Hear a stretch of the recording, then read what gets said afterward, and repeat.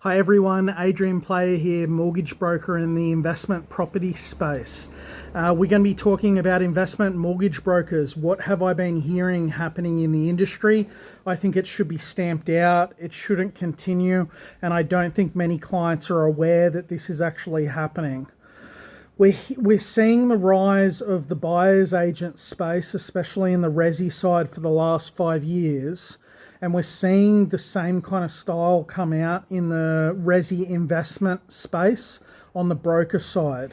So we're seeing the rise of a one person that's doing a podcast that acts as a funnel into a full team, right? Now, what essentially happens is that one person is the main broker. They do the first call for 15, 20, 30 minutes, right? They've got a broker code and they've got broker accreditations. Now, the ones that do this compliantly and have done it compliantly for years may have a team of 15 behind them. They may have 3 sub-brokers and then 2 credit analysts and then 5 in the Philippines or Nepal in the back end helping them with it. But they do it in a compliant way where they do the call, they give the credit advice, and then it gets handed over to a team to implement while they oversee. That's the right way of doing things. That means that you're hands-on, you're aware of what's being done, the volumes are at a level that you can control and see and manage. All right, now what's happening is we're seeing these very large brokerages talk about billions of loans, but a lot of clients aren't aware that the mortgage advice is coming from Philippines or Fiji or Nepal.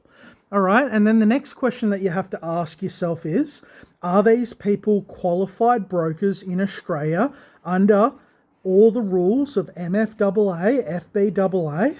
That's the 2 industries managing the mortgage broking industry. And does ASIC and APRA oversee all of this? And the answer is a flat out no. All right.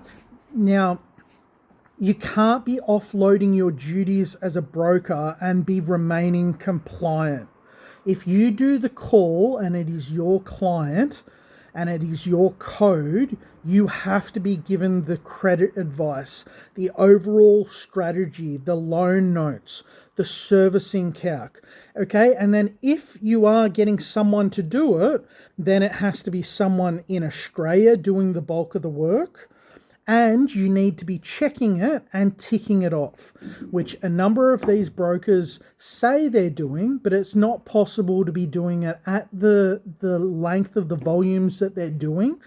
And also, I know hand on heart that they're not the ones giving the credit advice. It's like it's Nepal, it's Philippines, it's Indonesia, it's Fiji, right?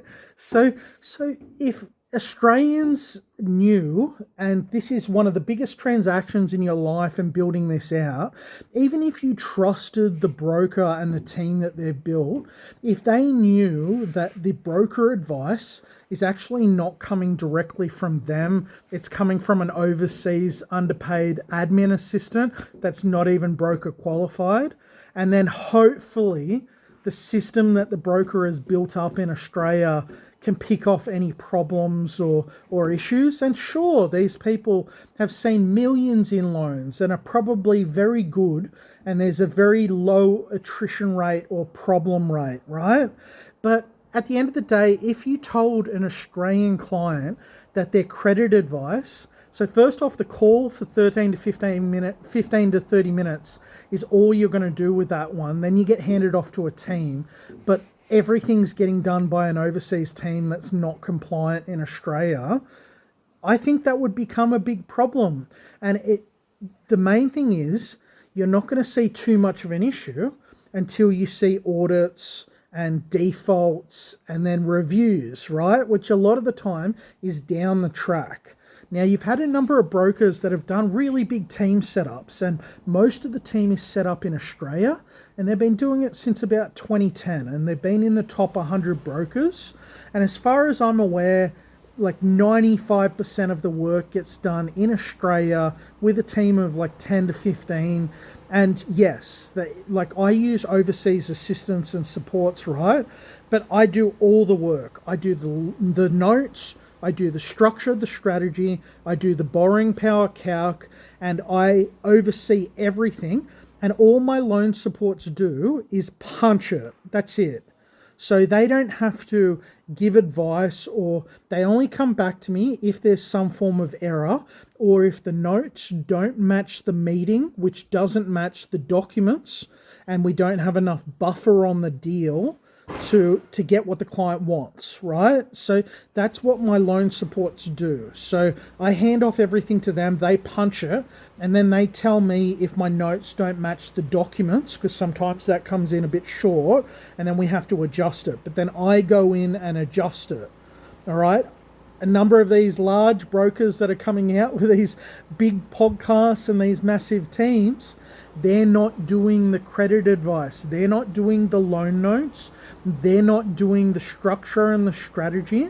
Their team is. And if the team in Australia is doing that, then that's okay. But if it's under their broker code, every single thing that goes out, they need to see. And if they're above a certain volume of lending, it's not possible for them to be on top of everything that's going out of their team. And I just need everyone to be aware of that. This is another thing that's been happening in the space for probably the last 2 to 4 years. And I hope a lot of this gets rinsed out. I hope the industry bodies come in, clean it out. And if they don't clean it out, ASIC and APRA need to come in and do audits and reviews, because I don't think this is compliant. And look, you're seeing a lot of this in the top 100 broker list. All these people coming in saying that they do hundreds of millions in loans, but then you find out that really it's a team of 20 or 50 using one broker code, and they're not actual individual brokers. So put your name down for the aggregator list of the year. You've done very well, okay, but are you an individual broker? Absolutely not. And are a lot of these people acting compliantly? Absolutely not. Now, this isn't finger pointing at anyone in particular. No one should be offended if they're doing the right thing.